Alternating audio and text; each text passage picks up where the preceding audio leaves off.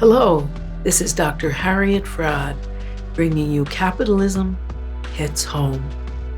This is a show about how our personal lives, our emotions, our needs relate to the world outside of us. The psychiatric and psychological establishment in the United States dissociates from the fact, denies the fact that our lives are intimately shaped by lots of factors, not only what happens to us personally, but the environment that we're in, the social, political, and economic environment. And I'm here to show how capitalism shapes our personal lives. Today, I want to talk about capitalism and loneliness. You may wonder, what does capitalism have to do with loneliness? After all, loneliness is a personal emotion. Capitalism is an economic system. Well, they actually shape each other intimately, and that's what I want to talk about. Our system, the capitalist system, is based on profit. No one will hire you to do a job and give you a salary that takes and leave nothing for the employer. The employer gives you a job or hires you. It's not such a generous gift sometimes, but hires you because he, she, or they make more from your labor than they give you.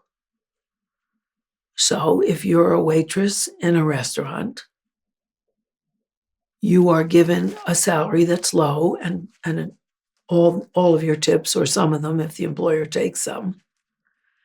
And the employer counts on you to bring people their food and act gracious, and gives you a lot less than he's making off of the fact that you're bringing people their food.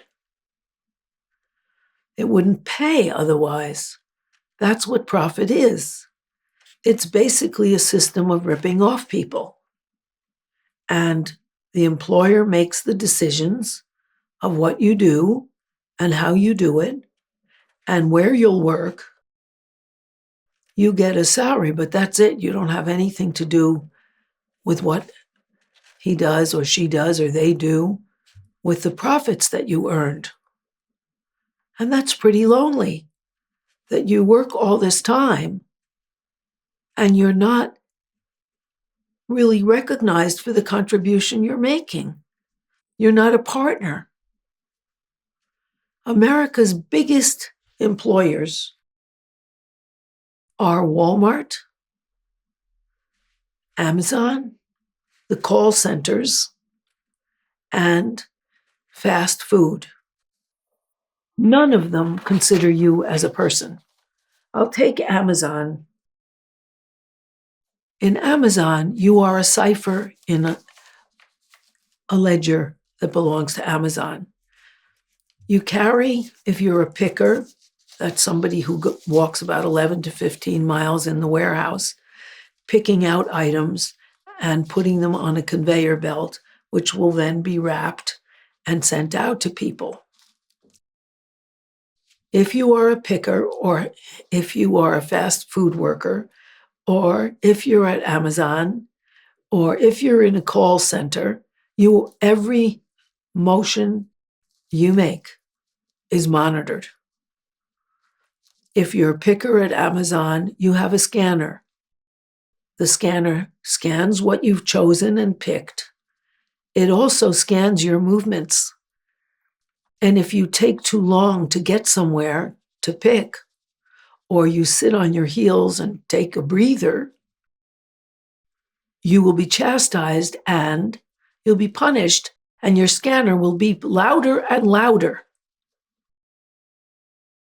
You are basically an extension of a robot that picks objects and brings them around. They really don't care about you. You are not allowed to have any personal life on your job. You can't carry a cell phone. You can't listen to music and have earphones. You can't listen to a story. You can't do anything except run around, timed, and pick objects. An example of how little they care for you at Amazon is the fact that since you are walking 11 to 15 miles a day, according to their statistics, your body hurts. It hurts from walking that long. Most Americans are not used to walking 11 to 15 miles a day. Your arms hurt and your back hurts because you're bending down and picking things up in the same repetitive motion that injures your wrists, hurts your back, and so on. Therefore, Amazon has free pain medications throughout their warehouse because they want you to keep going. They don't want you to stop and attend to your aching feet, your aching back, your aching wrists. So there are free pain med dispensers. So you can just keep going. They do give 20-minute breaks. However, on those 20-minute breaks, you can't go out and have a breath of fresh air and talk to your fellow and sister employees because it takes at least 10 minutes to get out of the enormous warehouse, so you'd have to get out and come right back. And you're not allowed to talk to anyone on the job. One of the reasons that Chris Smalls and the Amazon Labor Union won is after work they provided all sorts of ethnic foods that appealed to people who worked there, knew who they were personally, and gave them a time to congregate and talk to one another because they were lonely all day long at their utterly alienating jobs, which breed loneliness because nobody cares. Chris Smalls is a great example because he was an Amazon employee. No one cares about your health. You can just die. Amazon did not take proper health precautions to keep its employees from getting COVID. Therefore, Chris Smalls, who was an assistant manager, he was recognized as super competent by Amazon, organized a short walkout for better health protections, and therefore he was fired. That's how much Amazon cares about your health. Another indication of their lack of caring, which produces huge loneliness, is if you get COVID and you used up all of your sick days, 10 days to 2 weeks, they let you borrow sick days from someone else who's an employee, but they wouldn't give you another sick day. You just got fired for not showing up because they didn't care that you were sick. That feels very lonely. And they don't care. They spend as much on union busting firms as they're doing now in Starbucks, in Amazon, and in fast food chains as they would if they gave you all a raise. But it's worth it for them to keep that power over you and keep a union out. They want you to be powerless. Powerlessness is strongly associated with loneliness because when you have no power, you feel like nobody cares. No one will hear me. I'm not important. Almost half, 47% of American workers, of Americans altogether, don't even have $500 in case of an emergency. Let's say at breakfast a tooth breaks. They don't have the money for that. They're terrified. And yet, the 4 biggest employers will not raise their wages. You can feel powerless about that you're not cared for, even by the people for whom you spend some of your most productive hours in your day. That's very lonely. Also, people feel lonely because they feel powerless in the face of crime. Crime is defined and reported on in America as if it's person to person crime. Somebody holds you up at gunpoint. Somebody clobbers you. Some individual shoots another individual. But they don't report on the major crimes from which we all suffer. Low wages and wage theft, shoddy goods, unhealthy foods, inadequate protection on the job, and shoddy products. To give you an example, which I didn't find out as a big crime splash in a major newspaper, but by looking it up on Google particularly, headline is Hawk Silver Metallic Multi-Purpose Helmets Due to Risk of Head Injury sold exclusively at Walmart that continued to sell those Hawk Silver multi-purpose helmets for children and adults, even though they lend to injury. That's a crime. Another crime, and another headline we ought to have on our front pages in the newspaper. Deadly infant products sold after recalls, still sold at TJ Maxx, Marshalls, and Home Goods. You can get this from the U.S. Consumer Product Safety Commission, but who reads that every day? That's not the crime reported on in our newspapers. The U.S. Consumer Product Safety Commission announced today that discount stores TJ Maxx, Marshalls, and Home Goods sold 19 different recalled products to consumers between 2014 and 2019. The products included the Rock and Play and Kids 2 inclined sleepers for infants, which are responsible for numerous infant deaths. Murder should be a crime. They sold rattles for infants that can break and pose a choking hazard, and electronics that overheat and explode, killing people. That is quite a crime for which they will not ever be tried, no less serve jail time. Every once in a while, we all see that there are recalls of spinach that was contaminated because it was grown in manure that was contaminated, or restaurants that are closed, like the restaurant that sells the Mexican food,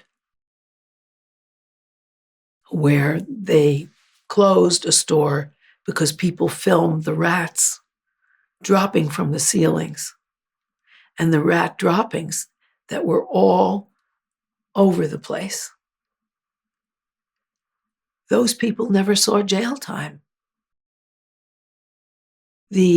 And that certainly is a crime, to sell people unhealthy food.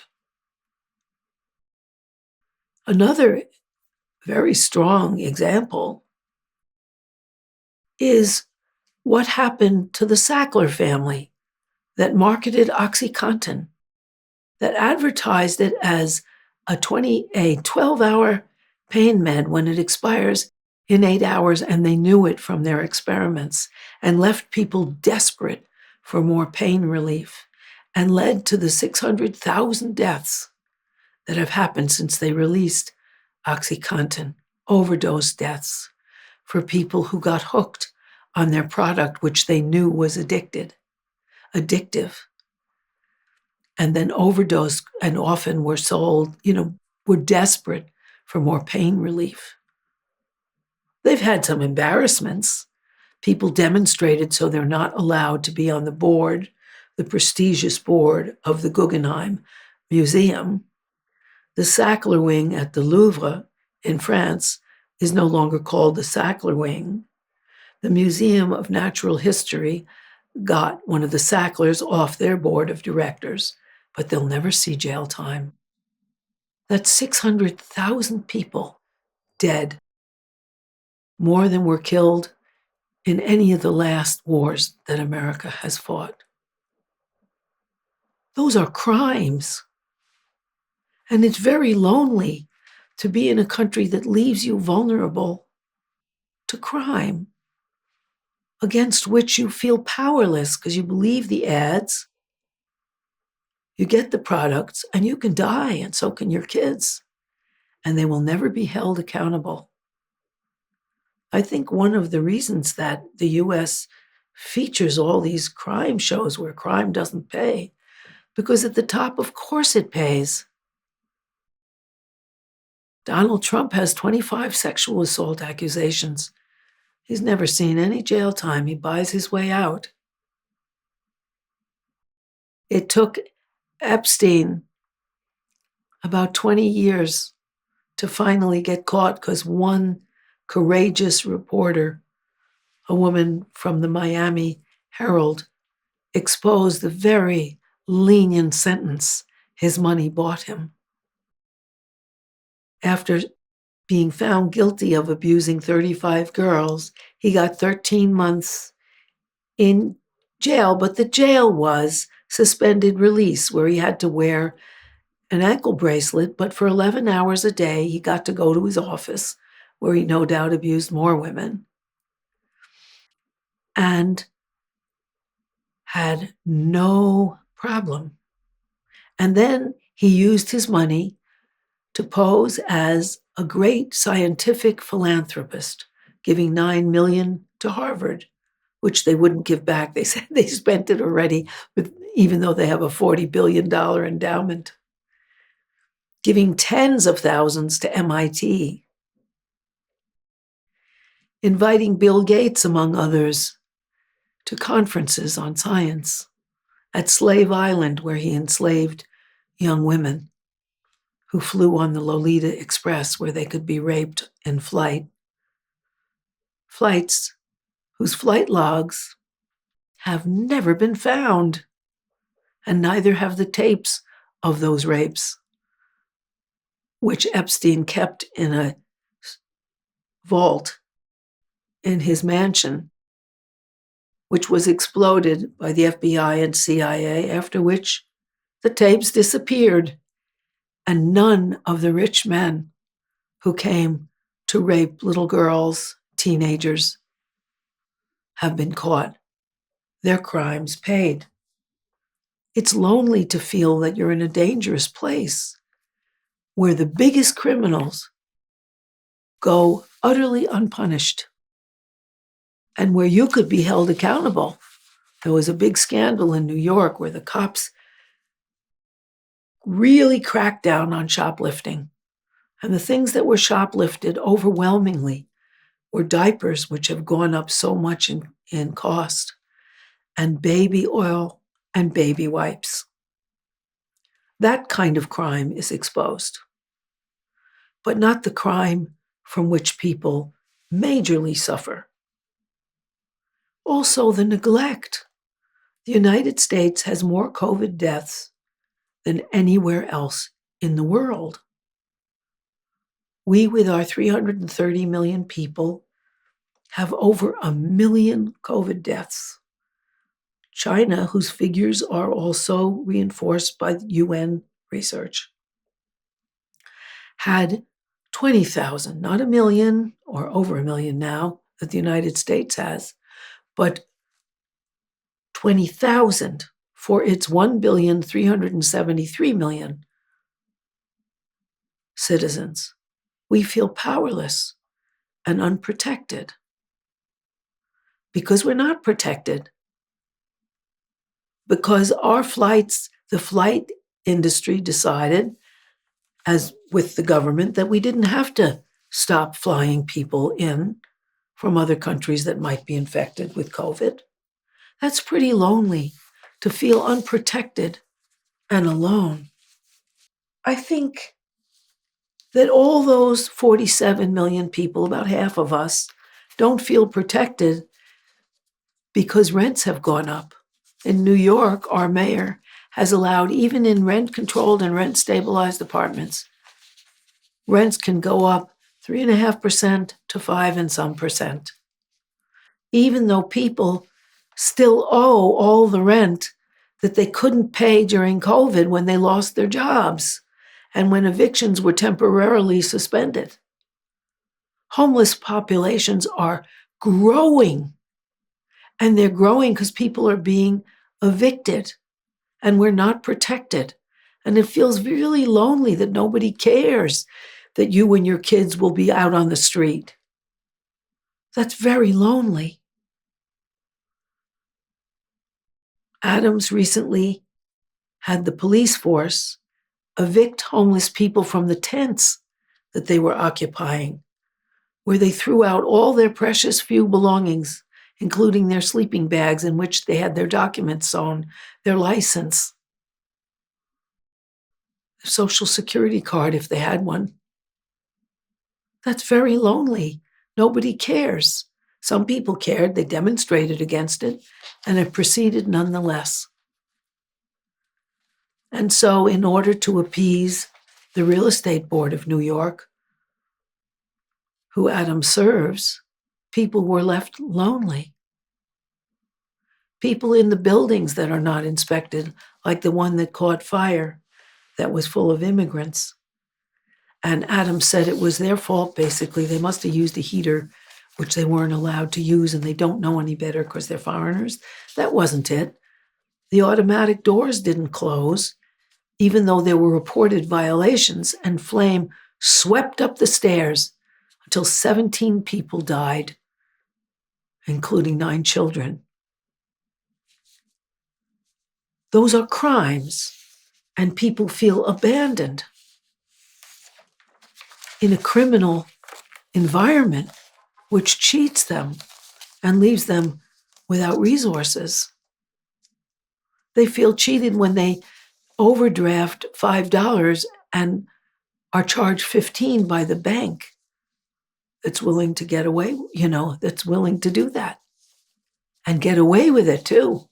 That kind of crime is not recorded. That's not on the news, like the pictures of all those diapers they confiscated from shoplifters.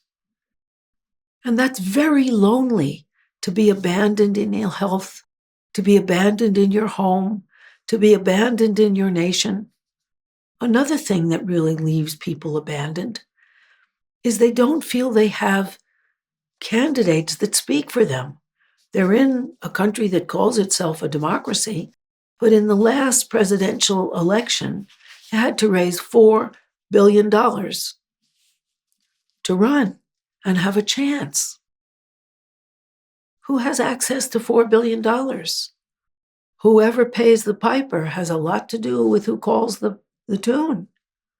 And so those candidates that were elected owed a lot to the people who paid for their elections. And the average person who doesn't have $500 in case of an emergency is hardly going to have an extra several $100,000 around to give to a candidate, and therefore get something back in return. And so Americans feel terribly lonely. What can we do about it? About this awful loneliness that leaves people both mentally ill and disconnected, because connection is mental health, and Americans are largely disconnected and lonely. What can we do about it? Well, the first thing is to join. One of the things Americans are doing, which is enormously helpful, is joining unions. They're connecting with people who suffer the same kind of wage theft crime from which they suffer. Starbucks is working hard against their unions, even though they're a multi-billion-dollar company. 200 Starbucks have now organized unions. That's impressive. The Amazon Labor Union, with its over 8,000 workers at the warehouse in Staten Island, or one of the two warehouses, and in spite of a very heavily financed campaign by Amazon against the union, talking to people who might have a pro-union pin and warning them and harassing them and having compulsory seminars where they heard about how bad the union was. In spite of that, the over 8,000 workers at Amazon, in spite of all that, are in unions.